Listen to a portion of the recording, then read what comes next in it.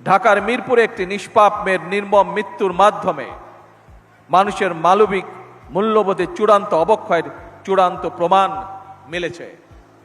প্রিয় উপস্থিতিবৃন্দ, প্রিয় ভাই বোনরা, এ বিষয়ে একটি কথা আজকের এই অনুষ্ঠানে আমি পরিষ্কারভাবে আপনাদের সামনে তুলে ধরতে চাই। এই ধরনের শিশু নির্যাতন বা নারী নির্যাতন বর্তমান সরকার কোনোভাবেই মেনে নেবে না এবং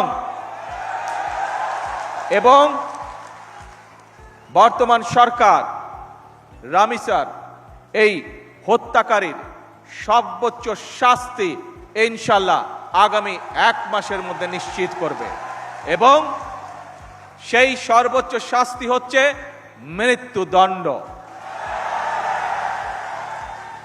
যাতে করে ভবিষ্যতে আর কোনো ব্যক্তি মানুষ এইভাবে শিশু বা নারী নির্যাতন করার সাহস না পায়।